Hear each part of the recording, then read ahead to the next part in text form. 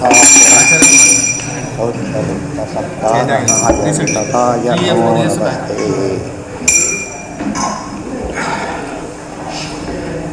ಜನ್ಮಾದ್ಯಸ್ಯ ಯತೋನ್ಮಯಾದಿತರತಶ್ಚಾರ್ಥೇಷ್ವವಿಘ್ನಸ್ವರಾಟ್ ಏನೇ ಬ್ರಹ್ಮಹೃದಾಯ ಆದಿಕವಯೇ ಮುಹ್ಯಂತಿ ಯಂ ಸೂರಯಃ ತೇಜೋ ವಾರಿಮೃತಾಂ ಯಥಾ ವಿನಿಮಯೋ ಯತ್ರ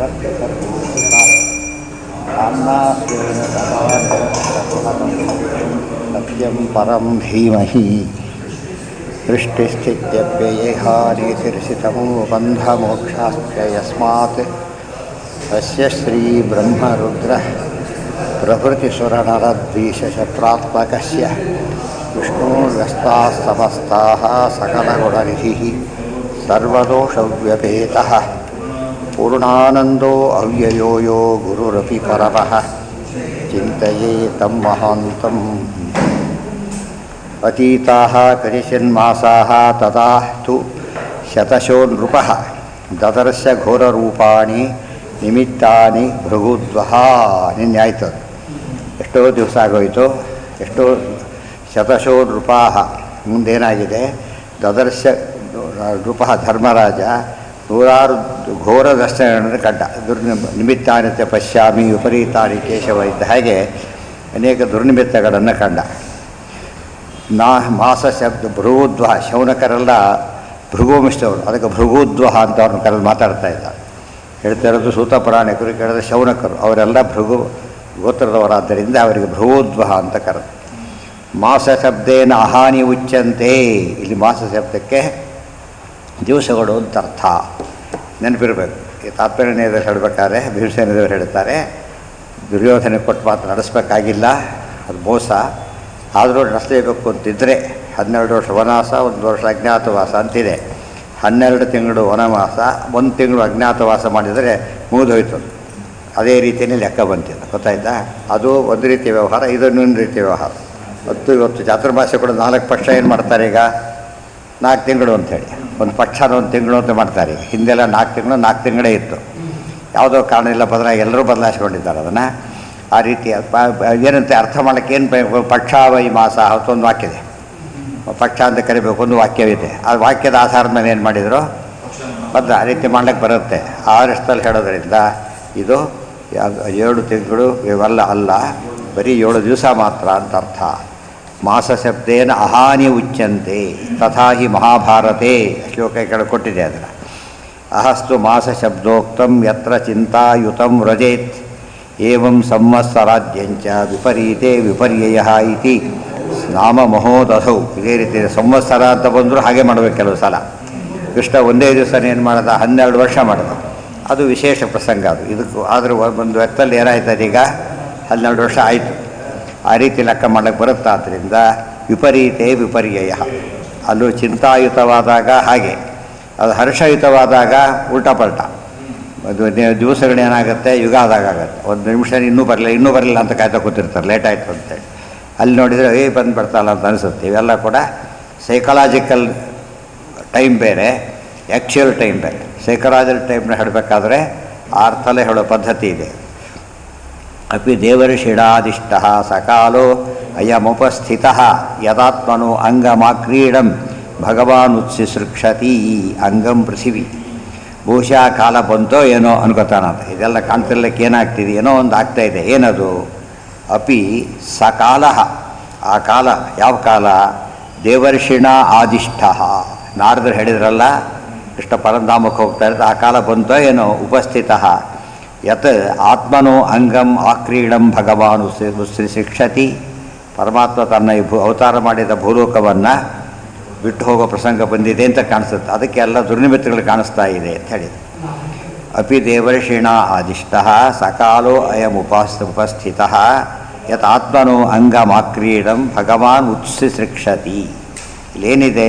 ಅಂಗವನ್ನು ಬಿಟ್ಟು ಹೋಗ್ತಾನೆ ಅಂತ ಹೇಳಿದ್ರು. ಅಂಗ ಬಿಟ್ಟು ಹೋಗ್ತಾನೆ ಅಂದರೆ ನೋಡೋದಕ್ಕೆ ದೇಹ ಅಂತ ಅರ್ಥ. ಬಿಟ್ಟ ದೇಹ ಬಿಟ್ಟು ಹೋಗ್ತಾನ? ಇಲ್ಲ. ಮತ್ತು ಅಂಗ ಅಂತ ಏನು ಮಾಡಬೇಕು ಅಂದರೆ ಪೃಥಿವಿ ಅಂತ ಅರ್ಥ. ಅಂಗ ಶಬ್ದಕ್ಕೆ ಭೂಮಿಯನ್ನು ಬಿಟ್ಟು ಹೋಗ್ತಾನೆ, ಪರಂಧಾಮಕ್ಕೆ ಹೋಗ್ತಾನೆ, ಈ ಊರು ಬಿಟ್ಟು ಆ ಊರಿಗೆ ಹೋಗ್ತಾನೆ. ಅಷ್ಟೇ ಹೊರತು ಏನು ಮಾಡ್ತಾ ಇಲ್ಲ? ದೇಹತ್ಯಾಗ ಮಾಡೋದಿಲ್ಲ.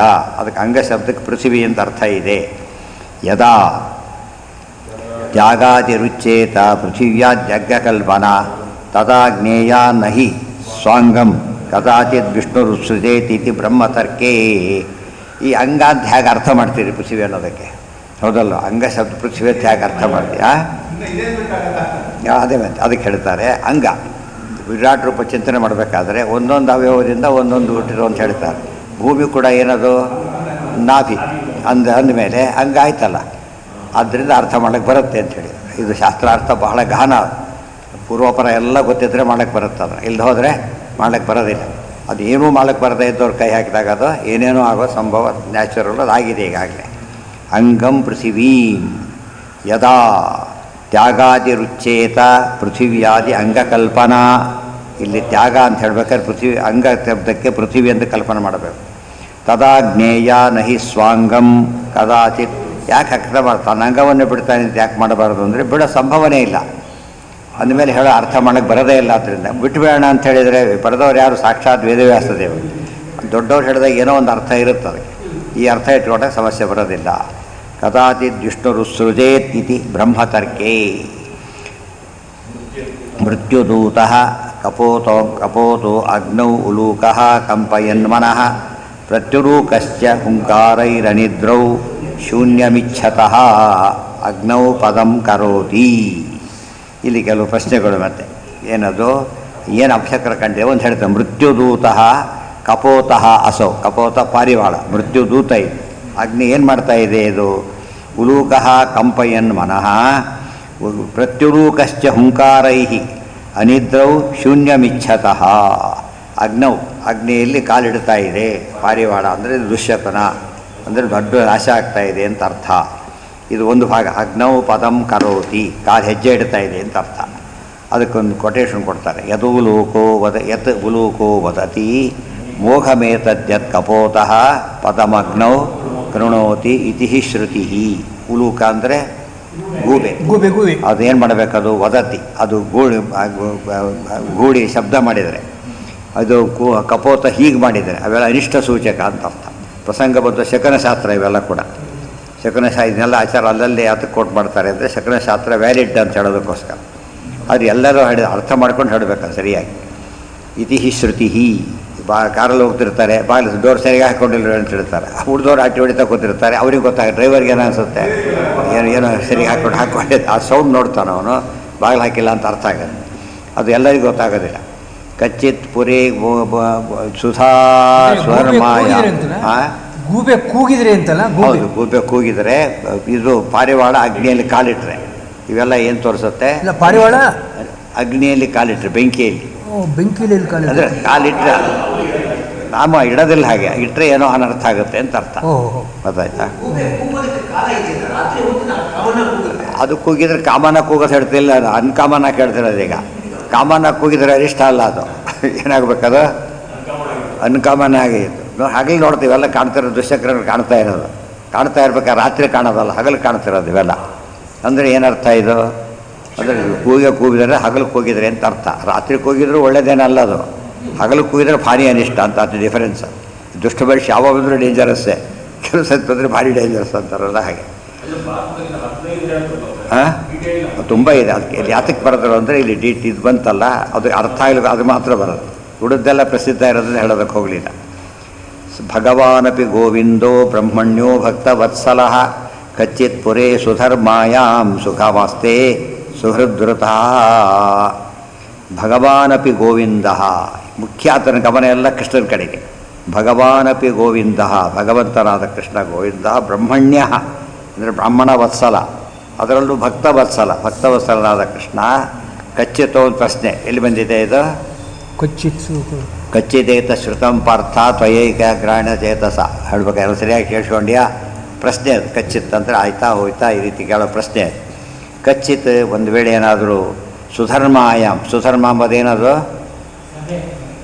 ಕೃಷ್ಣನ ಸಭೆ, ಅದು ಇಂದ್ರದೇವರು ಸಮರ್ಪಣೆ ಮಾಡಿದ ಸಭೆ ಅದು ಸುಧರ್ಮ. ಕೃಷ್ಣ ಸಭೆಯಲ್ಲಿ ಏನಾಗಿದ್ದಾನೆ? ಸುಧರ್ಮಾಯಾಮ್ ಕಚ್ಚಿತ್ ಪುರೇ ಸುಹೃದೃತಃ. ತನ್ನ ಬಂಧು ಬಾಂಧವರ ಸಮೇತವಾಗಿ ಸುಖವಾಗಿ ಇರಬೇಕಲ್ಲ ಅಂತ ಯೋಚನೆ ಮಾಡ್ತಾನೆ.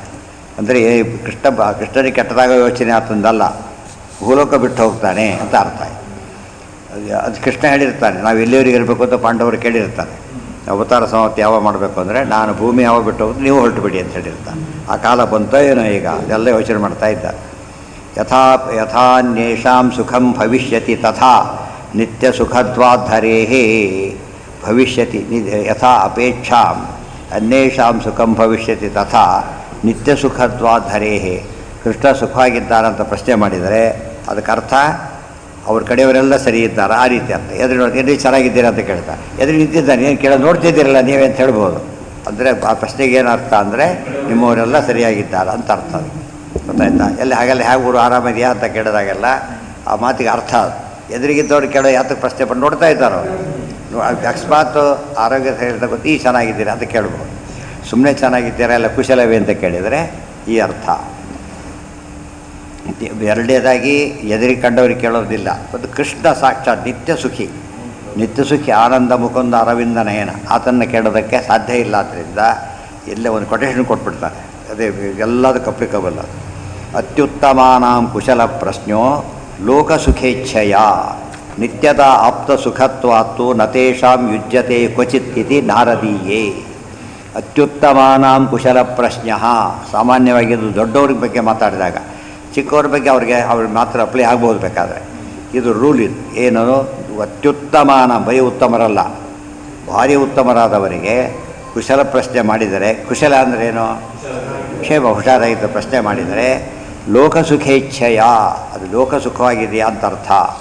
ನಿತ್ಯದ ಆಪ್ತ ಸುಖತ್ವಾತ್ತು, ಸಾಮಾನ್ಯವಾಗಿ ನಮಗಿಂತ ಹೆಚ್ಚು ಸುಖಿಗಳವರೆಲ್ಲ ಕೂಡ. ಆದ್ದರಿಂದ ಬರೀ ನೀವು ಸುಖವಾಗಿದ್ದೀರೋ ಅನ್ನೋ ಪ್ರಶ್ನೆ ಅದು ಕೊಡೋದಿಲ್ಲ. ನತೇಷಾಂ ಯುಜ್ಯತೆ ಕ್ವಚಿತ್, ದೊಡ್ಡವರಿಗೆ ಮಾತು ಅನ್ವಯಿಸೋದಿಲ್ಲ. ಈ ರೀತಿ ಮಾತ್ರ ಅರ್ಥ ಮಾಡಬೇಕು.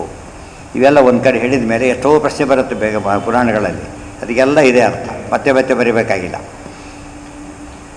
ಕಚ್ಚಿತ್ತೇ ಅನಾಮಯಂ ತಾತ ಭ್ರಷ್ಟತೇಜ ವಿಭಾಸಿ ಮೇ. ಅಷ್ಟೊತ್ತಿಗೆ ಅರ್ಜುನ ಬಂದ, ನೋಡಿದರು ಧರ್ಮರಾಜ ಕೇಳ್ತಾರೆ ಈಗ, ಕಚ್ಚಿತ್ತೇ ಅನಾಮಯಂ ತಾತ ಭ್ರಷ್ಟತೇಜ ವಿಭಾಸಿ ಮೇ ಅಲಬ್ಧಮಾನೋ ಅವಜ್ಞಾತಃ ಕಿಂವಾ ತಾತ ಚಿರೋಷಿತಃ ಪೂರ್ವಂ ಚಿರೋಷಿತಃ. ಕಚ್ಚಿತ್ ತೇ ಅನಾಮಯಂ ತಾತ, ಕಚ್ಚಿತ್ ತೇ ಅನಾಮಯಂ ತಾತ ಭ್ರಷ್ಟತೇಜಾಃ ವಿಭಾಸಿ ಮೇ ಅಲಬ್ಧಮಾನಃ ಅವಜ್ಞಾತಃ ಕಿಂವಾ ತಾತ ಚಿರೋಷಿತಃ. ತಾತ ಮಗು, ದೊಡ್ಡವರಿಗೆ ತಾತ ಅನ್ನೋದು ಬೇರೆ, ಚಿಕ್ಕವರಿಗೆ ಅನ್ನೋದು ಬೇರೆ. ಈ ಕನ್ನಡದ ತಾತ ಎಂಬ ಅರ್ಥ ಸಂಸ್ಕೃತದಲ್ಲಿ ಇಲ್ಲೇ ಇಲ್ಲ. ಅದು ದೊಡ್ಡವ್ರಿಗೆ ಹೇಳಿದಾಗ ತಂದೆ ಅಂತ ಅರ್ಥ, ಚಿಕ್ಕವ್ರಿಗೆ ಹೇಳಿದಾಗ ಮಗು. ಅದು ವಾತ್ಸಲ್ಯದಿಂದ ಹೇಳೋದೆ ಹೊರತು ಮಗನೂ ಆಗಬೇಕಾಗಿಲ್ಲ, ಮಗ ಆಗ್ಬೋದು, ಮಗನ ಸದೃಶ ಆಗ್ಬೋದು. ದೊಡ್ಡವರಿಗೆ ತಾತ, ಸಾಮಾನ್ಯ ತಾತ ಅಂದರೆ ತಂದೆ ಅಂತಲೇ ಅರ್ಥ. ತಾತ ಅಂತ ಕನ್ನಡದ ತಾತ ಅಲ್ಲ, ಅದಕ್ಕೆ ಹೇಳ್ತಾರೆ. ಅಲ್ಲಿ ಅರ್ಜುನ ಹೇಗೆ ತಾತ ಆಗ್ತಾರೆ ಅಂತ ವಾಕ್ಯಾರ್ಥ ಮಾಡ್ತಾ ಕೊಡಬಾರ್ದು. ಕಚ್ಚಿತ್ತೆ ತಾತ ಅರ್ಜುನ ಬ್ರಹ್ಮಣ ಭಟ್ಟತೆ ಏನಾಯಿತು, ಅನಾಮಯಂ ಏನ ಹಾಂ ಕಚ್ಚಿತ್ತೆ ಅನಾಮಯಂ, ನಿನಗೆ ಅನಾಮಯವ ಅಂತ ಕೇಳ್ತಾನೆ. ಇದು ಸ್ವಾರಸ್ಯ ಇದೆ. ಮತ್ತೆ ಸುಮ್ಮನೆ ಓದ್ಕೊಂಡು ಹೋದರೆ ಕುಶಲ ಅಂದ್ರೆ ಒಂದೇ, ಅನಾಮಯ ಅಂದ್ರೆ ಒಂದೇ. ಅದಕ್ಕೆ ಮನುಸ್ಮೃತಿಯಲ್ಲಿ ಹೇಳ್ತಾರೆ ಏನು ಅಂದರೆ, ಬ್ರಾಹ್ಮಣಂ ಕುಶಲಂ ಪೃಚ್ಛೆ, ಬ್ರಾಹ್ಮಣರ ಬಗ್ಗೆ ಕುಶಲವೇ ಅಂತ ಕೇಳಬೇಕಂತ, ಕ್ಷತ್ರಿಯರನ್ನ ಅನಾಮಯ ಅಂತ ಕೇಳಬೇಕಂತ. ಕೇಳೋ ರೀತಿಯಲ್ಲೂ ಕೂಡ ವ್ಯತ್ಯಾಸ. ಅದ ಮೂಲಕ ಏನು ಗೊತ್ತಾಗುತ್ತೋ ಅವರು ವರ್ಣದವರು ಅಂತ ಗೊತ್ತಾಗ್ಬಿಡುತ್ತೆ. ಕೇಳಿದವನು ಯಾವ ವರ್ಣ, ಕೇಳಿದವನು ಯಾವ ವರ್ಣ ಅಂತ ಗೊತ್ತಾ. ಹಿಂದೆ ವ್ಯವಸ್ಥೆ ಇತ್ತು, ಗೊತ್ತಾಯ್ತಾ? ಅದಕ್ಕಾಗಿ ಸುಮ್ಮನೆ ನೋಡಿದರೆ ಅನಾಮಯ ಅಷ್ಟೇ. ಅದಕ್ಕೆ ಕ್ಷತ್ರಿಯರು ಮಾತಾಡ್ಕೊಂಡಾಗ ಅನಾಮಯ ಅಂತ ಮಾತಾಡಬೇಕು, ಬ್ರಾಹ್ಮಣರು ಮಾತಾಡ್ಕೊಂಡಾಗ ಕುಶಲ ಅಂತ ಕೇಳಬೇಕು. ಬ್ರಾಹ್ಮಣ ಕ್ಷತ್ರಿಯನ ಕೇಳ್ಬೇಕಾದ್ರೆ ಅನಾಮಯ ಅಂತ ಕೇಳಬೇಕು, ಕ್ಷತ್ರಿಯ ಬ್ರಾಹ್ಮಣನ ಕೇಳ್ಬೇಕಾದ್ರೆ ಕುಶಲ ಅಂತ ಕೇಳಬೇಕು. ಇವೆಲ್ಲ ವಿಧಿವಿಧಾನಗಳು. ಅಂದರೆ ವರ್ಣ ಹೇಳುತ್ತದು ಅರ್ಥ ಒಂದೇ. ಅನಾಮಯ ಅಂದರೆ ಆಮಯ ಅಂದರೆ ದುಃಖ ದೋಷ, ಅದಿಲ್ಲ ತಾಯಿ. ಕ್ಷತ್ರಿಯ ಸಾಮಾನ್ಯವಾಗಿ ಏನು ಪ್ರಾಬ್ಲಮ್ ಇದ್ದಾಗಿದ್ದೇ ಜಾಸ್ತಿ, ಅನಾಮಯ ಅಂತ ಕೇಳಬೇಕು. ಇವರು ಕುಶ ದರ್ಬೆಗಿರಿ ಬರ್ತಾರವ್ರು, ಆದರೆ ಕುಶಲ. ಕುಶಕ್ಕೂ ಬ್ರಾಹ್ಮಣರಿಗೂ ಸಂಬಂಧ ಇದೆ, ಅದರಿಂದಾಗಿಯೇ ಗೊತ್ತ ಉಪಕರ್ಮ ನೆನಪಾಗ್ತದಲ್ಲ, ಕುಶಲ ಅಷ್ಟೇ. ಅದೇ ಸಂಬಂಧಪಟ್ಟದ್ದೆಲ್ಲ ಗೊತ್ತಾಗ್ಬಿಡೋದು. ಅತ್ಯುತ್ತಮಾನಾಂ ಕುಶಲ ಪ್ರಶ್ನೆ ಮುಗೀತು. ಕಚ್ಚಿತ್ತೆ ಅನಾಮಯಂ ತಾತ. ಯಾಕೆ ಹೀಗೆ ಕೇಳ್ತೀನಿ ಅಂದರೆ, ಭ್ರಷ್ಟ ತೇಜಾಹ, ಮುಖದಲ್ಲಿ ತೇಜಸ್ ಕಾಣ್ತಾ ಇಲ್ಲಲ್ಲ, ತೇಜೋ ಹೀರನಾಗಿ ಕಾಣ್ತಾ ಇದ್ದೆ, ಏನೋ ಒಂದು ಆಪತ್ತಾಗಿದೆ ಅಂತ ಅರ್ಥ. ವಿಭಾಸಿ ಮೇ, ನನಗೆ ವಿಭಾಸಿ, ಭಾಸಿ ವಿಭಾಸಿ, ಸ್ಪಷ್ಟವಾಗಿ ಕಾಣ್ತಾ ಇದೆ, ನಿಮ್ಮ ಮುಖದಲ್ಲಿ ತೇಜಸ್ ಹೋಗಿದೆ. ಈಗ ಅಲಬ್ಧಮಾನಃ ಅವಜ್ಞಾತಃ, ಈ ಫೇಲಾದ ಇದನ್ನು ಕೇಳಕ್ಕೆ ಹೋಗಿರ್ತಾನೆ, ರಿಸಲ್ಟ್ ನೋಡೋಕೆ ಹೋಗಿ ಬರ್ತಾನೆ, ಡಲ್ ಬಂದು ಏನರ್ಥ ಫೇಲಾಗಿದ್ದಾರೆ. ಎಷ್ಟೇ ಅಲಂಕಾರ ಮಾಡ್ಕೊಂಡು ಹೋಗಿದ್ರು ಕೂಡ ಮುಖ ಡಲ್ಲಾಗೇ ಇರ್ತದೆ. ಎಷ್ಟೇ ಹೋಪ್ಲೆಸ್ ಹೋಗಿದ್ರು ಫಸ್ಟ್ ಬಂದು ಇಷ್ಟಾಗಲೇ ಕಾಣುತ್ತೆ ಮುಖದಲ್ಲಿ ಒಂಥರ ವಿಕಾಸ ಕಾಣುತ್ತೆ. ಇದು ಮುದುಡು ಹೋಗೋದು.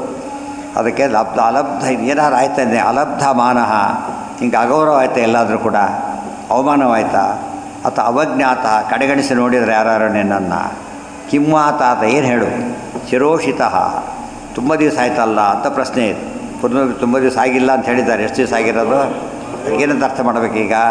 ಪೂರ್ವಂ ಚಿರೋಷಿತ, ಮುಂದೆಲ್ಲ ನೀನು ಹೋದ ಕಾಲಕ್ಕೆ ತುಂಬ ದಿವಸ ಇದ್ದು ಬರ್ತಾ ಇದ್ದೆ, ಬೇಗ ಬಂದುಬಿಟ್ಟಿಯಲ್ಲ, ಮತ್ತು ಖುಷಿಯಿಂದ ಬರ್ತಾ ಇದ್ದೆ, ಯಾಕೆ ಸಪ್ಪೆಯಾಗಿ ಬರ್ತಿದ್ದೀಯಲ್ಲ. ಈ ಮಾತುಗಳಲ್ಲಿ ದೊಡ್ಡ ಅನಾಹುತ ಆಗಿದೆ ಅಂತ ಅರ್ಥ. ಸಾಮಾನ್ಯದ ಅನಾಹುತ ದೊಡ್ಡವ್ರಿಗೆ ಅಫೆಕ್ಟ್ ಮಾಡೋದಿಲ್ಲ, ಏನೋ ದೊಡ್ಡದು ಅನಾಹುತ ಆಗಿರಬೇಕಾಗಿದ್ದರೆ. ಪೂರ್ವಂ ಚಿರೋಷಿತ. ಇದಿಷ್ಟು ಪತ್ನ್ಯಾಸ್ತವಾಪಿ ಮುಖಕೃಪ್ತ ಮಹಾಭಿಷೇಕಶ್ಲಾಘಿಷ್ಠಚಾರು ಕವರಂ ಹಿತವೈಹಿ ಸಭಾಯಾಂ ಸ್ಪೃಷ್ಟಂ ವಿಕೀರ್ಯ ಪದಯೋಃ ಪತಿತಾಶ್ರುಮುಖ್ಯೋ ಯೈಸ್ತಸ್ತ್ರಿಯೋ ನ್ಯಕೃತ ತತ್ಸ ವಿಮುಕ್ತ ಕೇಶ್ಯಃ.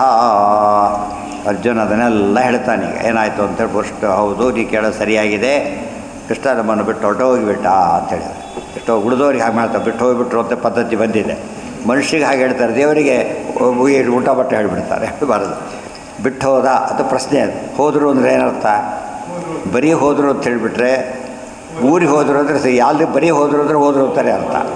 ಅದು ಇಳಿದ್ರೆ ಇನ್ನೂ ಏನು ಹೇಳಬೇಕಿಲ್ದ ಹೋದರೆ ಈ ಪಾಸ್ವರ್ಡವೇ ಅಷ್ಟೇ ಗೊತ್ತಾ, ಅವೇ ಎಲ್ಲಿಗೆಲ್ಲ ಅದು ಅರ್ಥ. ಇನ್ನು ಪರೀಕ್ಷೆ ಪಾಸ್ ಆಗೋದಲ್ಲ, ಪಾಸ್ವರ್ಡವೇ ಆಗಿಬಿಟ್ಟು ಏನಾಯ್ತು ಅಲ್ಲಿಗೆ ಡೆಡ್ ಅಂತ ಅರ್ಥ. ಇಲ್ಲಿ ದೇವರಿಗೆ ಹಾಗೆ ಅರ್ಥ ಮಾಡಬಾರ್ದು. ಈ ಲೋಕ ಬಿಟ್ಟು ಆ ಲೋಕಕ್ಕೆ ಹೊರಟ, ಸರ್ವತ್ರ ಇದ್ದಾನೆ. ರೂಪದೃಷ್ಟಿಯಿಂದ ಮನುಷ್ಯ ದೃಷ್ಟಿಯಿಂದ ಹೇಳಿ, ಅದು ಕೂಡ ಸೆಕೆಂಡರಿ ಸಂಸ್ಥೆಲ್ಲೇ ಹೇಳಿರೋದು. ಪತ್ಯಾಸ್ತವಾಪಿ ಮಖಕೃಪ್ತ ಮಹಾಭಿಷೇಕಶ್ಲಾಘಿಷ್ಠಚಾರು ಕವರಂ ಕಿತವೈ ಸಭಾಯಾಂ ಸ್ಪೃಷ್ಟಂ ವಿಕೀರ್ಯ ಪದಯೋಃ ಪತಿತಾಶ್ರುಮುಖ್ಯೋ ಮುಖ್ಯಃ ಯೈಸ್ತಸ್ತ್ರಿಯೋ ನಕೃತ ತತ್ಸ ವಿಮುಕ್ತ ಕೇಶ್ಯಃ ಯತ್ಪಾದಯೋಃ ಪತಿತಾಶ್ರುಪ್ರಧಾನೋ ಯೈಹಿ ಕವರಂ ಸ್ಪೃಷ್ಟಂ ತತ್ಸ್ತ್ರಿಯಃ ತತ್ಪಯೋಃ ಪತಿತತ್ವಾದೇವ ಸ ವಿಮುಕ್ತ ಕೇಶ್ಯೋ ನಕೃತ. ಯಾರಿಂದ ಇಡೀ ಮಹಾಭಾರತ ಕೃಷ್ಣ ಮಾಡಿದ ಕೃಷ್ಣನ ರೋಲೆಲ್ಲ ಹೇಳ್ತಾ ಬರ್ತಾನೆ. ಏನೇನಾಯಿತು ಕೃಷ್ಣ ನಮಗೆ ಅಂತ, ಕೃಷ್ಣ ನಮ್ಮನ್ನು ಬಿಟ್ಟು ಹೋಗಿಬಿಟ್ಟಿದ್ದಾನೆ ಅಂತ ಹೇಳ್ತಾರೆ. ಭಾಳ ಇಂಪಾರ್ಟೆಂಟ್ ಪಾಯಿಂಟ್ ಯಾವುದಿಲ್ಲಿ? ದ್ರೌಪದಿಯ ಮುಡಿ ಹಿಡಿದು ಎಳೆದ, ಬಿಚ್ಚೋಯ್ತು. ಮತ್ತು ದ್ರೌಪದಿ ಕಟ್ಟಿದ್ದು ಯಾವಾಗ? ಇವರೆಲ್ಲ ಸತ್ತ ಮೇಲೆ. ಇವ್ರ ಹೆಂಡಂದಿರಲ್ಲ, ದುಷ್ಟರ ಹೆಂಡಂದಿರಲ್ಲ, ಅವರು ವಿಮುಕ್ತ ಕೇಶ್ಯರಾಗಬೇಕು. ಹೆಂಗಸರಿಗೆ ಒಂದು ನಿಯಮ ಇದೆ, ಎಂದೂ ಕೂಡ ಕೂದಲು ಕಟ್ಟಿಕೊಳ್ಳದೆ ಇರಬಾರ್ದು ಅಂತೆ. ಕೂದಲು ಇದು ಫ್ಯಾಷನ್ ಅದು ಇವತ್ತಿನ ದಿವಸ. ಅದು ವೈಧವ್ಯದ ಸಂಕೇತ ಅಂಥೇಳಿ. ಅವಂಗೆಲ್ಲ ವೈಧವ್ಯ ಇದ್ದಾಗೆ, ಸಾಮಾನ್ಯ ಅಲ್ಲ. ಅದಕ್ಕೆ ವಿಧವೆಯರು ಕಟ್ಕೊಂಡು ಹಾಕ್ಕೋಬಾರ್ದು. ವಿಧವೆಯರು ಕೂದಲನ್ನ ಜಡಿ ಹಾಕ್ಕೊಳ್ಳೋದು ಈ ಪದ್ಧತಿ. ಇನ್ನೊಂದು ಬೇರೆ ಕಡೆ ವಿಚಾರ ಬೇರೆ, ಸಣ್ಣ ಅದಿಲ್ಲ. ಕಾರಣ ಏನು ಅಂತ, ಅಮಂಗಲ, ದೊಡ್ಡ ಅಮಂಗಲ ಅಂತ ಕರೀತಾರೆ. ಆ ದ್ರೌಪದಿ ಮಾಡಿದ್ದು ಯಾತಕ್ಕೋಸ್ಕರ ಅಂದರೆ, ನಾನು ಮುಚ್ಚಿದ್ದೀನಿ, ಅದರಿಂದ ಮತ್ತೆ ಕಟ್ಕೋಬೇಕಾದ್ರೆ ಎಲ್ಲರೂ ಬಿಚ್ಚೋಗಾಗ್ಬೋದು. ಅಂದರೆ ಮುಟ್ಟಿದವ್ರು ಸಾಯಬೇಕು ಅಂತ. ಆ ಹೆಂಡಂದ್ರೆ ಕಬರಿ ಬಿಚ್ಚೋಬೇಕು ಅಂದರೆ ಅವ್ರ ಗಂಡಂದ್ರೆ ಸಾಯ್ಬೇಕು. ದ್ರೌಪದಿ ಮಾಡಿದ ಶಪಥ. ಕೃಷ್ಣ ಹೇಳ್ತಾನೆ, ಹಾಗೆ ಮಾಡ್ತೀನಿ ಆಯ್ತೋ ಇಲ್ಲೋ. ದ್ರೌಪದಿ ಮಾತು ಕೊಟ್ಟ, ಹಾಗೆ ಮಾಡಿಬಿಟ್ಟ. ಕೃಷ್ಣ ಹಾಗೆ ಮಾಡಿಸ್ದ. ನಾವು ಯುದ್ಧ ಗೆದ್ವಿ ಅಂತ ಕ್ಲೇಮ್ ಮಾಡ್ತಾ ಇಲ್ಲ ಧರ್ಮರಾಜ, ಕೃಷ್ಣನಿಂದ ಆಯ್ತಿದ್ದೆಲ್ಲ ಕೂಡ. ಅದೇ ತಲವಕಾರದಲ್ಲಿ ಏನಂತ ಬಂತು, ನಾವೇ ಗೆದ್ವಿ ಅಂತ ಹೇಳಿದ್ರೆ ಪಂಜಿತ ಆಯಿತು. ಅರ್ಜುನ ಧರ್ಮರಾಜ ಹೇಳ್ತಾ ಇಲ್ಲ, ಕೃಷ್ಣ ಇದೆಲ್ಲ ಮಾಡಿದ್ದು ಅಂತ ಹೇಳ್ತಾ ಅರ್ಜುನ ರೆಫರ್ ಮಾಡಿ ಹೇಳ್ತಾನೆ, ಇದು ನಾನು ಮಾಡಿದ್ದಲ್ಲ, ನಾವ್ಯಾರೂ ಮಾಡಿದ್ದಲ್ಲ, ಕೃಷ್ಣ ಹಾಗೆ ಮಾಡದ ಅಂತ. ಕೃಷ್ಣ ನಮ್ಮನ್ನು ಬಿಟ್ಟು ಹೊರಟೋದ. ಈ ರೀತಿ ಎಲ್ಲ ನೆನಪು ಮಾಡ್ಕೋಬೇಕು. ನಮಗೆ ತುಂಬ ಜನ ಉಪಕಾರ ಮಾಡಿರ್ತಾರೆ, ಅವೆಲ್ಲ ತಪ್ಪೇನೂ ಅಲ್ಲ. ಆದರೆ ದೇವರು ಮಾಡಿಸಿದ್ದಾನೆ, ಮರಿಬಾರ್ದು. ಅವ್ರು ಮಾಡಿಸಿದ್ದಾರೆ, ದೇವ್ರು ಮಾಡಿಸಿದ್ದಾರೆ, ಅವರು ಮಾಡಿದ್ದಾರೆ, ದೇವರೇನು ಮಾಡಿದ ಅಂತ ಎಲ್ಲರೂ ಆಗಿರ್ತಾರೆ. ದೇವರೇನು ಮಹಾ ಮಾಡಿದ ಗೊತ್ತಾಯ್ತ, ನಮ್ಮ ಹುಡುಗ ಅವ್ನ ಫ್ರೆಂಡ್ ಕೊಡಿಸ್ತಾ ಗೊತ್ತಾ ಅಂತ ಹೇಳೋದು. ಫ್ರೆಂಡ್ ಇರಬೇಕು, ಬುದ್ಧಿ ಬರಬೇಕು, ಅವ್ನ ಅವಕಾರ ಎಲ್ಲ ಇದೆ. ಮಾಡೋದು ಯಾರದನ್ನು ಯಾವಾಗಲೂ ಡೈರೆಕ್ಟಾಗಿ ದೇವರು ಮಾಡೋದಿಲ್ಲ. ಹೇಗೆ ಮಾಡ್ತಾನೆ? ಒಬ್ಬರ ಮೂಲಕನೇ ಮಾಡಿ. ಧಿಯೋ ಯೋನ ಪ್ರಚೋದಯ, ಅವ್ರಿಗೆ ಪ್ರಚೋದನೆ ಮಾಡಿ ಕೊಡುವಂತ ಕೊಡಿಸ್ತಾನೆ, ಅಥವಾ ಬೇಡ ಅಂತ ಬಿಡಿಸ್ತಾನೆ. ಅನುಸಂಧಾನ ಇರಬೇಕು. ರೆಫರೆನ್ಸ್ಗೆ ಏನಂತ ಹೇಳಬೇಕು, ಅವ್ರು ಕೊಟ್ಟರೆ ಇವ್ರು ಕೊಟ್ಟು ಹೇಳಬೇಕು, ತಪ್ಪಲ್ಲ. ಅನುಸಂಧಾನ ಮಾತ್ರ ಹೇಗಿರಬೇಕು? ದೇವರು ಕೊಡಿಸ್ತಾ ಅಂತ ಅನುಸಂಧಾನ ಇರಬೇಕು. ಅವ್ರು ಕೊಟ್ಟವ್ರು ನೀವೇನು ಮಹಾ ಕೊಟ್ಟರು ಇಸ್ಕೊಳ್ಳೋದು, ಕೊಟ್ಟರೆ ನೀವೇ ಅವಾಗ ದೇವ್ರು ಕೊಡಿಸ್ತಾ. ದೇವ್ರಿಗೆ ದುಡ್ಡು ಹಾಕ್ತೀರಿ, ದುಡ್ಡಿಗೆ ಏನು ಮಾಡೋದು? ಆಮೇಲೆ ಕೊಟ್ಟಿದ್ದು ದೇವ್ರು ಆದರೆ ಎಲ್ಲಿಗೆ ಹಾಕ್ತೀನಿ ದುಡ್ಡು? ವಾಪಸ್ ಕೊಡೋದೇ ಇಲ್ಲ. ಅದೀಗ ನೀನು ಸಾಲ ಕೊಟ್ಟಿದ್ದೀನಿ, ನಾನು ಕೊಡೋದೇ ಇಲ್ಲ, ಕೊಡಬೇಕಾಗೇ ಇಲ್ಲ, ದೇವ್ರಿಗೆ ಕೊಡ್ತೀನಿ ಅಂತ ಹೇಳಿದ್ರೆ ಅರ್ಥ ಏನು? ಅದು ಮೋಸ. ಅದಲ್ಲ, ಅದು ಶಾಸ್ತ್ರ ತಿಳಿದು ದುರುಪಯೋಗ ಮಾಡ್ಕೊಂಡಾಗತ್ತೆ. ಹಾಗೆಲ್ಲ ಮಾಡಬಾರ್ದು. ಅಧಿಷ್ಠಾನ ಯಾವ ಅಧಿಷ್ಠಾನದಿಂದ ಬಂತು ಆ ಅಧಿಷ್ಠಾನಕ್ಕೆ ಕೊಡಬೇಕು. ಎಲ್ಲಿ ನೆಟ್ಟಿರ್ತಾರೋ ಅಲ್ಲೇ ಪಾತ್ರ ಇಡಬೇಕಲ್ಲ, ಆ ರೀತಿ. ಸ್ಪೃಷ್ಟಂ ವಿಕೀರ್ಯ ಪದಯೋ ಪತಿತಾಶ್ರು ಮುಖ್ಯ ಏಷ್ಟ ಸ್ತ್ರೀಯೋ ನಕೃತ ತತ್ಸ ವಿಮುಕ್ತ ಕೇಶ್ಯ ಯತ್ಪಾದಯೋ ಪತಿತಾಶ್ರು ಪ್ರಧಾನ ಯೇ ಕಪರಂ ಸ್ಪೃಷ್ಟಂ ತತ್ ಸ್ತ್ರೀಯ ಯಾರು ದ್ರೌಪದಿ ಮುಡಿಯನ್ನು ಮುಟ್ಟಿದರಲ್ಲ, ತತ್ ಸ್ತ್ರೀ ಅವರ ಹೆಂಡನಿರಲ್ಲ, ತತ್ ಪದಯೋ ಪಾದದ ಮೇಲೆ ಬಿದ್ದು ಹೊರಡಾಡಬೇಕು. ಪತಿತತ್ವಾದೇವ ಸ ವಿಮುಕ್ತ ಕೇಶ್ಯ ನಕೃತ ಅವರು ವಿಮುಕ್ತ ಕೇಶಿಯರಾಗಬೇಕು. ಆ ರೀತಿ ಅರ್ಜೆಂಟ್ ಆದರೂ ಕೂಡ ಜಡಿ ಹಾಕೊಳ್ಳೋ ಕೊನೆ ಒಂದು ತುದಿ ಆದರೂ ಕಟ್ಕೋಬೇಕು ಅಂತೇಳಿ. ಅಮಂಗಲ ಆಗದೆ ಇರ್ಬೇಕಾದ್ರೆ ಏನು ಮಾಡಬೇಕು, ಇರಬೇಕು. ಇವತ್ತು ಅಮಂಗಲಗಳೆಲ್ಲ ಮಂಗಲ ಅಂತ ತಿಳ್ಕೊಂಡ್ಬಿಟ್ಟಿರೋದ್ರಿಂದ ಮಂಗಲ ಅಮಂಗಲ ಏನು ಗೊತ್ತೇ ಆಗೋದಿಲ್ಲ. ಹೇಳಿದ್ದೇನು ಅವೆಲ್ಲ ಸೇರ್ಕೊಂಡ್ಬಿಡು ಒಟ್ಟಿಗೆ. ತದ್ವೈ ಧನುಸ್ತ ಕವಯ ಐಷವಃ ಸರಥೋಹಯಾಸ್ತೆ ಸೋಹಂ ರಥಿ ನೃಪತಯೋ ಯತ ಆಮನಂತಿ ಸರ್ವಂ ಕ್ಷಣೇನ ತದಭೂತ್ ಅಸದೀಶ ರಿಕ್ತಂ ಭಸ್ಮನ್ಹುತಂ ಕುಹಕರದ್ಧ ವಿವೋಕ್ತಮೂಷೇ. ಎಷ್ಟು ಚೆನ್ನಾಗಿ ಹೇಳ್ತಾನೆ ಕೃಷ್ಣ. ಹೋದ ವಿವರಣೆ ಇನ್ನು ಬಂದಿಲ್ಲ. ಅದೇ ಹೇಳ್ತಿರೋದೀಗ. ಕೃಷ್ಣ ಈಗ ಬಿಟ್ಟು ಹೋಗಿಬಿಟ್ಟ ಬಿಡ್ಬೇಕನ. ಯಾರು ನಮ್ಮನ್ನು ಗೆಲ್ಲಿಸಿದನೋ ಕೃಷ್ಣ ಬಿಟ್ಟು ಹೋಗಿದ್ದಾನೆ. ಅರ್ಥ ಆಯ್ತು. ಬೇಡ ಹೊಡೆದಿದ್ದೆಲ್ಲ ಇನ್ನೂ ಬಂದಿಲ್ಲ. ಅಯ್ಯೋ ಎಲ್ಲದಕ್ಕೂ ಬರೀತಾ ಇಲ್ಲ ಆಚಾರ್ಯರು. ಬರೀತಿರೋದು ಕೆಲವು ಮಾತ್ರ ಬರೀತಿರೋದು. ಅದಕ್ಕೆ ಭಾಗವತ ಇಟ್ಕೊಂಡು ಅದನ್ನು ಓದಬೇಕು. ಭಾಗವತ ಆಗೋಗಿದೆ ಆದ್ದರಿಂದ ಅದು ನೆನಪಾಡ್ಕೊಂಡು ಕಥೆ ನೆನಪಾಗ್ತಾ ಇರಬೇಕು. ಆ ಪ್ರಸಂಗದಲ್ಲಿ ಡೀಟೇಲ್ಸ್ ಎಲ್ಲ ಕೊಡ್ತಾ ಹೋಗ್ತಾರೆ. ಅದಕ್ಕೆ ಭಾಗವತ ತಾತ್ಪರ್ಯ ಓದಬೇಕಾದ್ರೆ ವಿತ್ ಭಾಗವತ ಓದಬೇಕು. ತಾತ್ಪರ್ಯನೇ ಹಾಗೆ ಓದ್ಬೋದು. ಗೊತ್ತಾಯ್ತಾ? ಗೀತಾ ಭಾಷೆ ಹೋದ್ರೆ ಗೀತಾ ಇಟ್ಕೊಂಡು ಓದಬೇಕು. ತಾತ್ಪರ್ಯ ಹಾಗೆ ಓದಬೇಕು.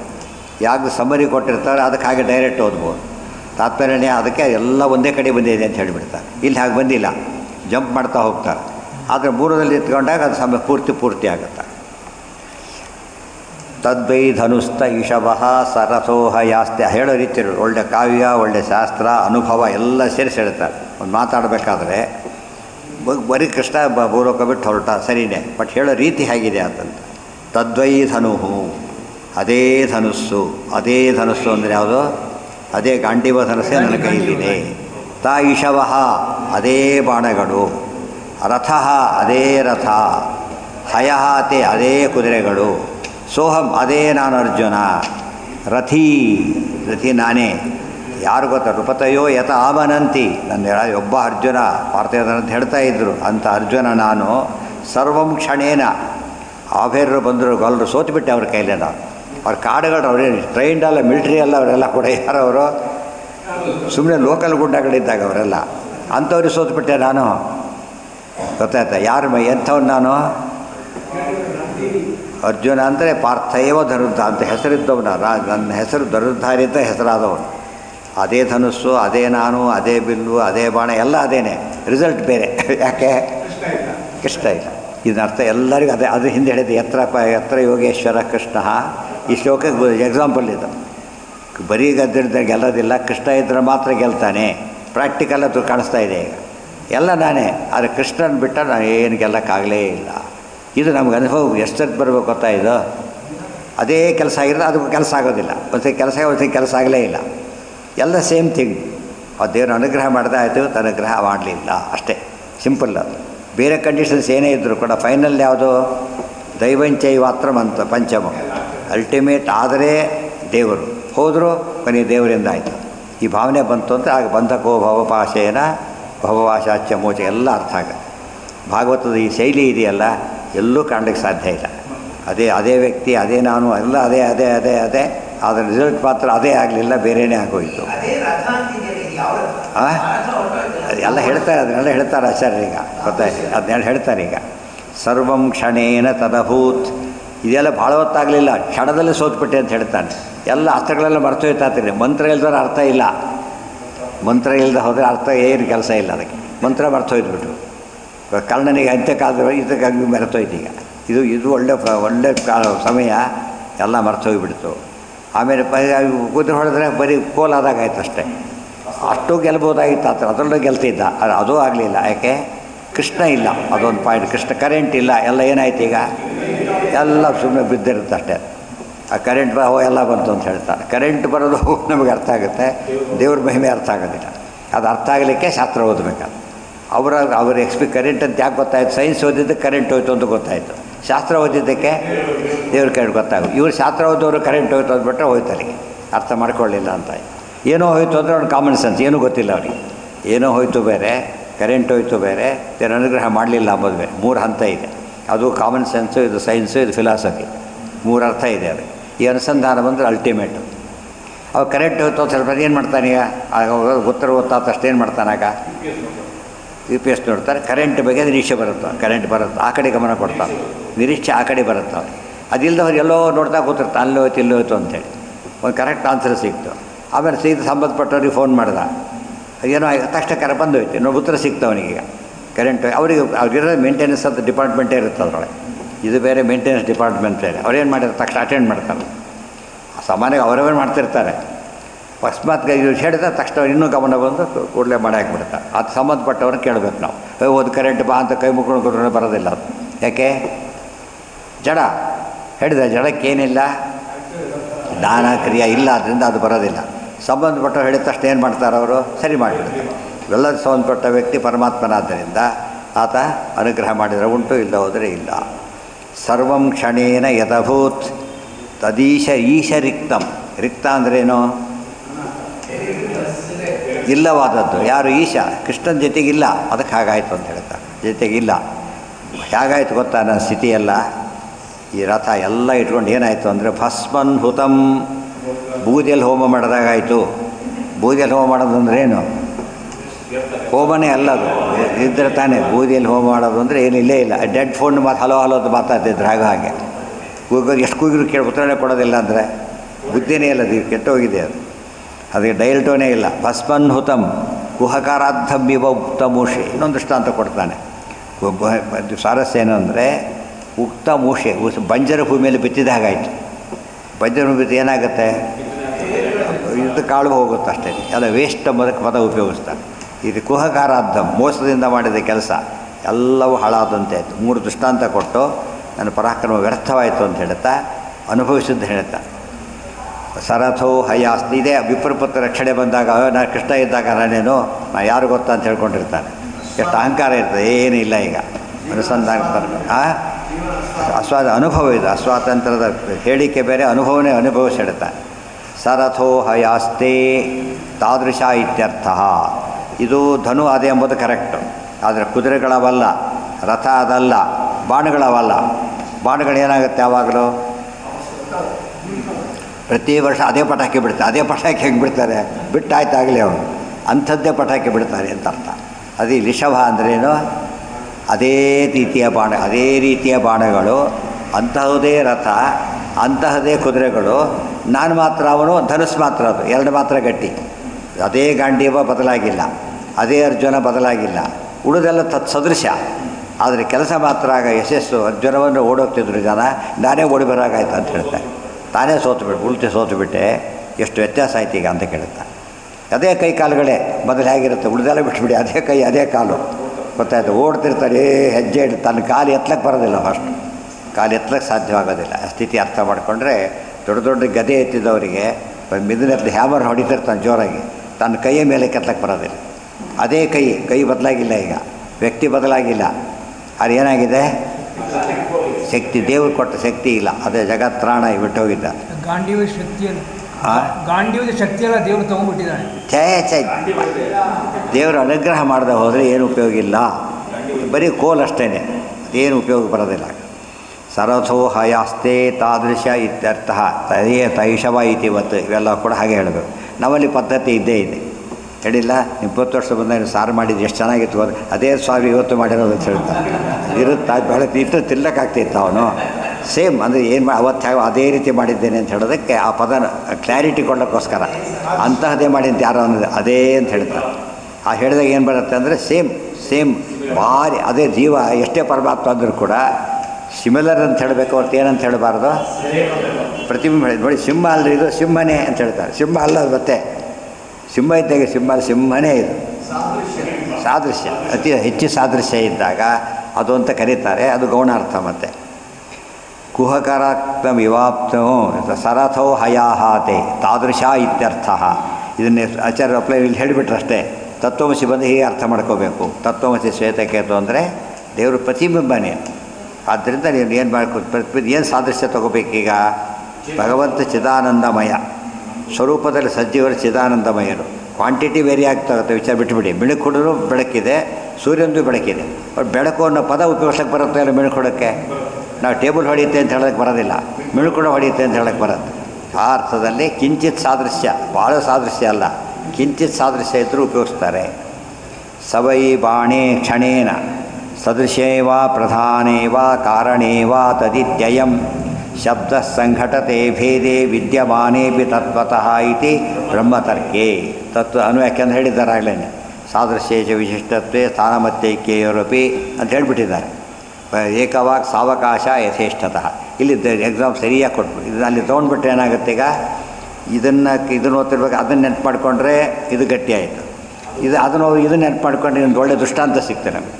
ಇದೆಲ್ಲ ಅನುಸಂಧಾನ ಮಾಡಿ ಅದು ಅಧ್ಯಯನ ಅಂದ್ರೆ ಅದು ಶ್ರವಣ ಬೇರೆ, ಅಧ್ಯಯನ ಬೇರೆ. ಅಧ್ಯಯನದಲ್ಲಿ ಏನು ಮಾಡ್ತಾರೆ ಗೊತ್ತಾ? ಪ್ರತಿಯೊಂದನ್ನು ಅರ್ಥ ಮಾಡಿಕೊಂಡು ಕನ್ವಿನ್ಸ್ ಮಾಡ್ಕೊಂಡು ಮುಂದೆ ಹೋಗಬೇಕು. ಪ್ರವಚನದಲ್ಲಿ ಹಾಗಲ್ಲ, ಫುಲ್ ರಿಲ್ಯಾಕ್ಸ್ ಮಾಡ್ಕೊಂಡು ಎದ್ದು ಹೋಗ್ಬಿಡ್ತಾನೆ. ಅದು ಅಧ್ಯಯನ ಅಲ್ಲ, ಅದು ಬರೀ ಶ್ರವಣ ಅಷ್ಟೇ. ಅದು ಮೂರು ಸೇರಿದಾಗ ಅಧ್ಯಯನ. ಏನಾಗಬೇಕದು? ಶ್ರವಣ, ಮನನ, ಧ್ಯಾನ. ಆಗ ಅದು ಅಧ್ಯಯನ ಅಂತ ಕರೀತಾರೆ. ಇವತ್ತು ಬರೀ ಶ್ರವಣನೂ ಇಲ್ಲದ ಕಾಲ ಬಂದಿರ್ಬೇಕಾದ್ರೆ ಇನ್ನು ಅಧ್ಯಯನದ ಹೆಸರು ಕೂಡ ಬರೋದಿಲ್ಲ. ಬರೀ ಶ್ರವಣ ಮಾಡ್ತಾನೆ, ಅಧ್ಯಯನ ಕರೆಯೋದಿಲ್ಲ ಅವರು. ಶ್ರೋತೃಗಳು ಅಂತಾರೆ ಹೊರತು ವಿದ್ಯಾರ್ಥಿಗಳು ಅಂತ ಕರೆಯೋದಿಲ್ಲ.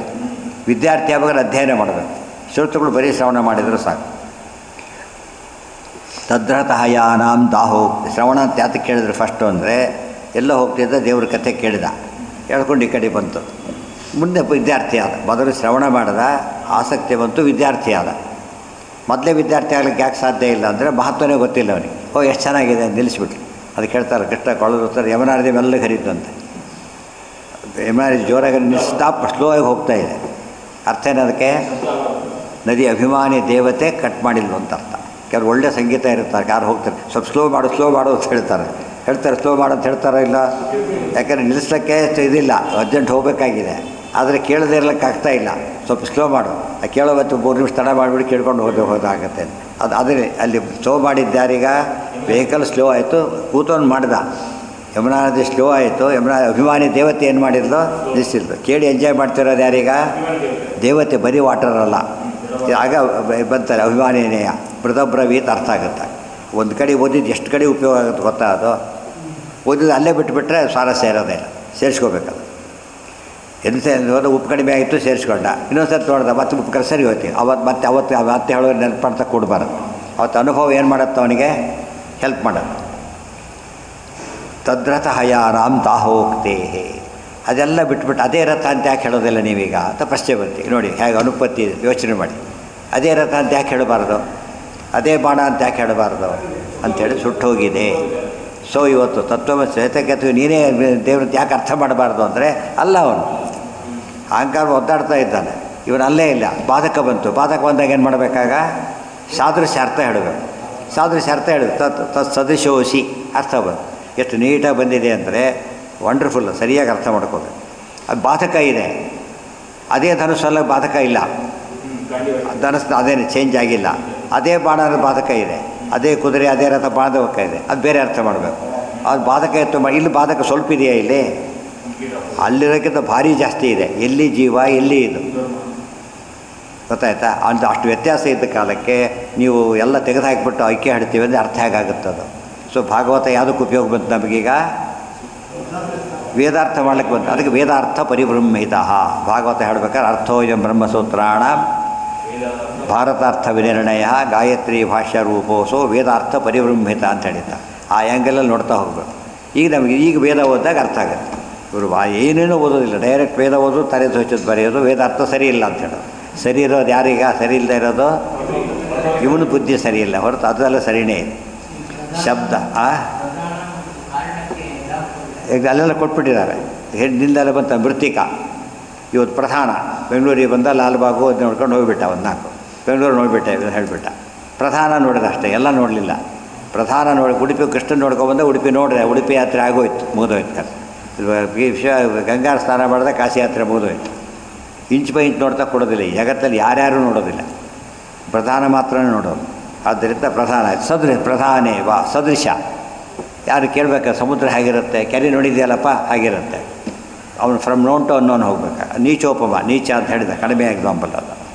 ಅದೇ ರೀತಿಯೇ ಪ್ರಧಾನೇ ಕಾರಣೇವ, ಇನ್ನೊಂದು ಕಾರಣ ಅಂದ್ರೇನು, ಸ್ಟೀಲ್ ಪಾತ್ರೆ ನೋಡ್ದ ತೊಗೊಂಡು ಬಂದು ಹೇಗೆ ಸ್ಟಿಪ್ ತೋರಿಸ್ತಾರೆ ನೋಡಿ, ಹೀಗಿರುತ್ತೆ ಗೊತ್ತಾಯ್ತು. ಇದು ಸಾದೃಶ್ಯ. ಸ್ಟೀಲ್ ಪಾತ್ರೆ ಹೀಗಿರುತ್ತೆ, ಬಂಗಾರ ಹೀಗಿರುತ್ತೆ ಗೊತ್ತಾಯ್ತು. ಸದೃಶೇವ. ಇನ್ನೂ ಇದೆ, ಇನ್ನೊಂದು ಯಾವುದೋ ಸ್ಥಾನ ಐಕ್ಯ ಮತ್ತೆ ಐಕ್ಯ, ಇದು 3 ಹೇಳಿದ್ದಾರೆ. ಇನ್ನೂ 2 ಸೇರಿ ಎಷ್ಟಾಯ್ತು ಅಲ್ಲಿಗೆ? 5 ಆಯಿತು. 5 ರೀತಿಯಲ್ಲಿ ಬೇರೆ ಅರ್ಥ ಮಾಡಬೇಕು ಅಂತ ಹೇಳಿದ್ದಾರೆ.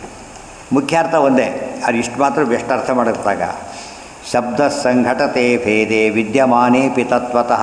ತತ್ವತಃ ಭೇದ ಇದ್ದರೂ ಕೂಡ ಇಲ್ಲಿ ಅಭೇದ ಹೇಳೋ ಪದ್ಧತಿ ಇದೆ, ಹೇಳಿದ್ದಾರೆ. ತದ್ರತಃ ಯಾನಾಂ ದಾಹೋಕ್ತೇ. ಆ ಕುದುರೆ ರಥಗಳೆಲ್ಲ ಸುಟ್ಟೋಗಿತ್ತು, ಆಗ ಮಹಾಭಾರತ ಹೇಳಿಬಿಟ್ಟಾಗಿದೆ ಈಗಾಗಲೇ. ಇವರೇನು ಹೇಳಬೇಕು, ಬೇರೆ ಹೇಳೋರು ನೋಡ್ರಿ, ಭಾಗವತ ಪ್ರಕಾರ ಸುಟ್ಟಿಲ್ಲ, ಅದ್ರ ಪ್ರಕಾರ ಸುಟ್ಟಿದೆ, ಎರಡಕ್ಕೆ ಹೊಂದಾಣಿಕೆ ಇಲ್ಲ. ಇದು ಬರೋದ ವ್ಯಾಸರ ಬೇರೆ, ಅವರೇ ಬೇರೆ, ಬರೀ ಹುಚ್ಚುತನದ ಪರಮಾವಧಿ. ಅವರೇ ಬರೀ ಹೇಳಿಬಿಟ್ಟಿದ್ದಾರೆ, ನಾವೇ ಬರೋದು ಅವರೇ ಹೇಳಿದ ಮೇಲೆ ಬೇರೆ ಅಂತ ಕಲ್ಪನೆ ಮಾಡಿದರೆ ಕಲ್ಪನೆ ಬೆಲೆ ಇಲ್ಲ, ತತ್ವ ಆಗೋದಿಲ್ಲ. ಪ್ರಮಾಣ ಸಿದ್ಧವಾಗಿರೋ ಸಂಗತಿಗೆ ಬೇರೆ ಅರ್ಥ ಮಾಡಲೇಬೇಕು. ಸದೃಶೇವಾ, ಇದನ್ನೆಲ್ಲ ಬೇರೆಯವರು ಯೋಚನೆ ಮಾಡದೆ ಹೋಗಿದ್ದಕ್ಕೆ ಎಷ್ಟು ಫಜೀತಿ ಆಗಿ, ಎಷ್ಟು ಕೊಟೇಶನ್ಸ್, ಎಷ್ಟು ಸುಮ್ಮನೆ ಇದನ್ನು ಬೇರೆಯವ್ರು ಓದ್ತಾ ಹೋಗಿ ಬರೀ ಹರಿಸರೋತ್ತಕ್ಕೆ ಧಕ್ಕೆ ಬರುತ್ತೆ ಅಲ್ಲ, ಎಲ್ಲಿ ನೋಡಿದ್ರು ಕೂಡ ಅಪಾರ್ಥಗಳು. ಶ್ಲೋಕಾರ್ಥನೇ ಸರಿ ಹೊಂದೋದಿಲ್ಲ, ಹಾಗಾಗಿಬಿಡುತ್ತೆ. ದದ್ಧತಃ ಯಾನಾಂ ದಾಹೋಕ್ತೇ ಸೂತ ಉವಾಚ. ಇದೆಲ್ಲ ನಮಗೇನಾಗುತ್ತೆ, ತುಂಬ ಸೆಮಿನಾರ್ಗಳು ಮಾಡಿಬಿಟ್ಟಾಗ ಅವರೆಲ್ಲ ಕರೆದಾಗ ನೋಡಿದ್ರೆ ಅದಲ್ಲ ಕರೆಕ್ಟಾಗಿದೆ ಅಂತ ಅನಿಸುತ್ತೆ. ಆಗ ಅವ್ರಿಗೆ ಗೊತ್ತಾಗೋ ನಾವು ಇದನ್ನು ಓದಬೇಕು, ಚೆನ್ನಾಗಿದೆ. ಇವ್ರು ಹೇಳೋದೇ ಇಲ್ಲ, ಪ್ರಸಂಗನೇ ಬರೋದು ಯಾವುದವ್ರಿಗೂ ಅದೇ 20 ಸರ್ತಿ ಅದೇ ತತ್ವಾಂಶ, ಅದೇ ಇದು, ಅದೇ ಉತ್ತರ, ಅದೇ ಟೈಮ್ ಸಾಕಾಗೋದಿಲ್ಲ, ಅದೇ ಮುಂದೆ ಹೋಗಿಬಿಡೋದು, ಮುಗಿಸ್ಬಿಡೋದು. ಸೆಮಿನಾರಲ್ಲಿ ಒಂದು ವಿಷಯ ಕೊಟ್ಬಿಡೋದು, ನೀವು ಏನು ಮಾಡ್ಕೊಂಬನ್ನಿ ನೀವೀಗ, ನಮ್ಮ ಉತ್ತರ ಹೀಗಿದೆ. ಎಷ್ಟು ಡೀಪಾಗಿ ಯೋಚನೆ ಮಾಡ್ತಾರಾಗ. ಇಲ್ಲಿ ಹಳ್ಳಿ ನಮಗೆ ಅಕಸ್ಮಾತಲ್ಲಿ ವಿದ್ವಾಸ ಇನ್ನೊಂದೇನು ಗೊತ್ತಾ, ನಮಗೆ ಮಾತಾಡ್ಲಿಕ್ಕೆ ಟೈಮ್ ಸಿಗಲಿಲ್ಲ, ಬಿಡ ಐ ಆಮ್ ಸೇಫ್ ಅಂತೇಳಿ ಸೆಮಿನಾರ್ ಮಾತಾಡಲೇಬೇಕು ಅವ್ನು ಕರೆದ ಮೇಲೆ. ಎಸ್ಕೇಪ್ ಆಗಲಿ, ಇಲ್ಲಿ ಹಾಗಲ್ಲ, 20 ಜನ ಮಾತಾಡಬೇಕು ಅಂತೇನೂ ಇಲ್ಲ, ಅವರು ಮಾತಾಡ್ಬಿಟ್ರೆ ಸಾಕಟ್ಟು. ಅದಕ್ಕೆ ಅಟೆಂಡೆನ್ಸ್ ಇದ್ದರೆ ಸಾಕು. ಎಷ್ಟೋ ಸಲ ಕೆಲವು ಅದಕ್ಕೆ ಕೂತಿರ್ತಾರೆ ಹೋಗ್ಬಿಟ್ಟು, ಹಿಂದಕ್ಕೆ ಕೂತ್ಕೊಂಡ್ಬಿಟ್ಟು ಬೆಳಗ್ಗೆ ಎದ್ದು ಬಂದುಬಿಟ್ರೆ ಮುಗೀತು. ಅದಲ್ಲ, ಸೆಮಿನಾರು ಭಾರಿ, ಇವತ್ತಿನ ಕಾಲಕ್ಕೆ ಸೆಮಿನಾರು ಬೆಸ್ಟ್ ಮೀಡಿಯಾ. ಮಧ್ಯೆ ಬಾಯಿ ಹಾಕೋಗಿಲ್ಲ, 1 ಗಂಟೆ ಕೂತಿರ್ತಾರೆ, ಒಂದು ಗಂಟೆ ಫುಲ್ ಮಾತಾಡ್ತಾರೆ, 5-10 ನಿಮಿಷ ಡಿಸ್ಕಷನ್ ಅಂತೆ. ಅವ್ರು ಏನು ಮಾಡ್ತಾನೆ ಮುಖ್ಯ, ಅಷ್ಟು ಕೇಳ್ತಾನಲ್ಲ ಹೊಸ್ತು, ಇನ್ನೂ ಓದಬೇಕು ಅನಿಸುತ್ತೆ ಅವ್ರು, ಅಥವಾ ಇದು ನಮ್ಗೆ ಗೊತ್ತೇ ಇದ್ದಿಲ್ಲ ಅಂತ ಅನಿಸುತ್ತೆ. ಆ ರೀತಿ ಮಾಡಿದರೆ ತತ್ವ ಪ್ರಸಾರ ಮಾಡೋಕ್ಕೆ ಬರುತ್ತೆ. ಇವತ್ತು ಸೋಲು ಗೆಲುವಿನ ಪ್ರಶ್ನೆ ರೂಲ್ಡ್ ಔಟ್. ಇವತ್ತು ಆ ಕಾಲನೇ ಸರಿ ಇಲ್ಲ, ಈಗ ಮಾಡೋಕ್ಕೆ ಬರೋದಿಲ್ಲ. ಈ ರೀತಿ ಮಾಡಿದರೆ ಪ್ರಚಾರ ಮಾಡೋಕ್ಕೆ ಬರುತ್ತೆ. ಗೊತ್ತೇ ಇಲ್ಲ, ಇದು ಹೇಳಬೇಕಿದೆ, ಹೇಗಿದೆ ನೋಡಿ ಅಂತ ಹೇಳಬೇಕು. ನೀವೇನು ಕೊಡ್ತೀರಿ ಉತ್ತರ ಕೊಡಿ, ನಿಮ್ಮ ವ್ಯಾಖ್ಯಾನಕಾರ ಹೇಳಿ, ನಮ್ಮ ವ್ಯಾಖ್ಯಾನಕಾರ ನೋಡಿ ಹೇಗಿದೆ. ಮೊದಲಾಗ್ತೀರಿ ಎಷ್ಟು ದೊಡ್ಡವರು ಅಂತ ಗೊತ್ತಾಗುತ್ತೆ. ಏನೋ ಅಂದರೆ ಯಾವ ಕಾಲಕ್ಕೆ ಯಾವ ರೀತಿ ಮಾಡೋದ್ರಿಂದ ಪ್ರಸಾರ ಮಾಡೋಕ್ಕೆ ಸಾಧ್ಯನೋ ಆಗ ಮಾಡಬೇಕು. ಅದನ್ನು ಬಿಟ್ಬಿಟ್ಟು ಯಾವ್ಯಾವ್ದು ಕಾಲಕ್ಕೆ ಮಾಡಿಬಿಟ್ರೆ ತಪ್ಪ, ಇರ್ಲೆವೆಂಟ್ ಆಗುತ್ತೆ. ಏನೋ ಇಲ್ಲಿ ಅರ್ಜುನ ಅದೇ ರಥ ಅಂತ ಹೇಳಿದ್ರೆ, ಆ ರಥ ಯುದ್ಧದಲ್ಲಿದ್ದ ಬೇರೆನೇ ಇಲ್ಲ ಅಂತ ಹೇಳಿ ಆಯ್ತಲ್ಲ, ಅದನ್ನೀಗ ಸುಟ್ಟು ಹೋಗ್ಬಿಟ್ಟಿದೆ ಆಗಲೇ, ಸುಟ್ಟೋಗಿದೆ. ಹೌದು, ಇಲ್ಲಿ ಅದೇ ರಥ ಅಂತ ಹೇಳ್ತಾನೆ. ಇಷ್ಟೊತ್ತು ಕರೀತಾ ಇದ್ದಾರೆ ಅಂತಹದೇ ರಥ ಅಂತ. ರಿಪ್ಲಿಕಾ ಅಂತವೆಲ್ಲ ರಿಪ್ಲಿಕಾ ಅಂತ ಹೇಳೋದಿಲ್ಲ, ಸಾದೃಶ್ಯ ಹಾಗೆ ಹೇಳ್ತಾ ಇದ್ದಾರೆ. ತದ್ರಥ ಹಯಾನಾಂ ದಾಹೋಕ್ತೇ ಇತಿ ಪ್ರಥಮ ತಾತ್ಪರ್ಯೇ. ಇವತ್ತೆಷ್ಟೋ ಸರ್ತಿ ನೀವು ಇದಕ್ಕೆ ಹೋಗ್ತೀರಿ, ಈಗ ನಿಮ್ಮ ಎಕ್ಸಾಂಪಲ್ ತೊಗೊಳ್ಳೋಣ. ಇದಕ್ಕೆ ಶೋರೂಮ್ಗಳಿಗೆ ಹೋಗ್ತಾನೆ, ಎಕ್ಸಿಬಿಷನ್ಗೆ ಹೋಗಿರ್ತಾನೆ, ಎಲ್ಲ ಎಲ್ಲ ಇಟ್ಟಿರ್ತಾರೆ, ಸೆಲೆಕ್ಟ್ ಮಾಡ್ತಾರೆ, ಇದನ್ನು ಕೊಡು ಅಂತಾರೆ, ಇದನ್ನು ಕೊಡ್ತೀನಿ ಅಂತ ಅವರು ಅಲ್ಲಿ ಬಂದು ಡೆಲಿವರಿ ಅದನ್ನು ಡೆಲಿವರಿ ಮಾಡಲ್ಲ, ಯಾವುದು ಮಾಡ್ತಾನೆ ಸಿಮಿಲರ್.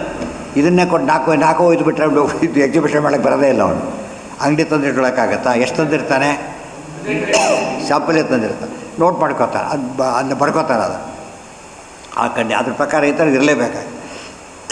ಇವನು ಕೇಳ್ತಾರೆ, ಇದೇ ಇರಲಿ ಕಲರ್ ಚೇಂಜ್ ಮಾಡು, ಇದೇ ಇದ್ದರೆ ಕಲರ್ ಹೇಗೆ ಚೇಂಜ್ ಮಾಡ್ತಾನೆ? ಇದು ವಸ್ತು ಇದೇ ಇರಲಿ, ಕಲರ್ ಬೇರೆ ಕಲರಲ್ಲಿ ಕೊಡು ಅಂತ.